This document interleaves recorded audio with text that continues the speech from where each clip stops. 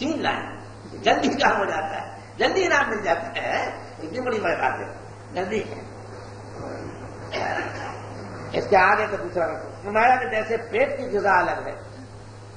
معقولات و مشروبات، آنکھ کی غذا الگ ہے، مبصرات، اور کان کی غذا الگ ہے، مسموعات، جو باتیں سنی جاتی ہیں، اسی طرح دل کی بھی ایک غذا ہے اور وہ محبت ہے۔ دل کی غذا محبت کے سوا کچھ نہیں، دل کو اسی میں لذت آتی ہے، پھر جس کا محبوب ناقص ہو اس کی لذت تو ناقص ہوگی، اور جس کا محبوب ایسا کامل ہے کہ اس سے زیادہ کوئی بھی محبوب نہ ہو اس کی لذت سب سے زیادہ ہوگی۔ بات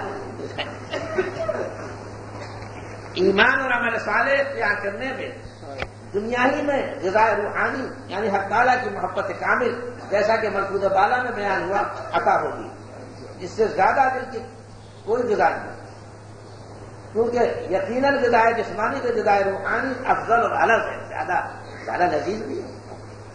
اس لیے کہ تمام اسباب نعم سے اصل مقصود راحت قلب ہے، جو غذائے جسمانی سے وابستہ حاصل ہوتی ہے اور غذائے روحانی سے بلا واسطہ۔ پھر کمال یہ کہ اس طرح پر مختلف غذائیں ہیں، کبھی تم محبوب ہو اور حق تعالیٰ، تم محب ہو اور حق تعالیٰ محبوب، پھر حق تعالیٰ محب ہے اور تم محبوب، اس کی لذت اور بھی کچھ ہے۔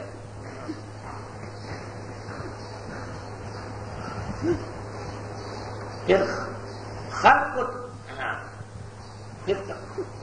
کو تم سے محبت ہو جاتی ہے، اس میں کچھ اور یہ حد ہے، ان مختلف اقسام سے لذت بہت ہی بڑھ جاتی ہے، بس ہم کو ایمان اور عمل صالح کی تکمیل میں کوشش کرنا ہے، اور عمل صالح وہی بارہ گزارش کی جاتی ہے۔ کیا چیز ہے؟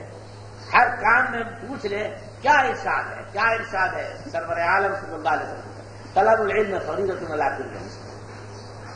آپ نے کیا فرمایا، کس طرح کرنا چاہیے، کوئی بھی حرکت ہو، سو کر اٹھے آپ کیا کریں، اللہ کا ذکر کر لیں، دعا پڑھ لیں، ہاتھ دھوئے پھر کوئی کام شروع کریں، ہر حال سنت لگے، ہر کام کے لیے طہارت کو جائے، استنجے کو جائے، کیا طریقہ، اور جو طریقہ آپ نے بتلایا سہل بھی اکمل، سنت میں 3 باتیں ہوتی ہیں، اسہل، اجمل، اکمل، جو چیز سنت ہوگی وہ سہل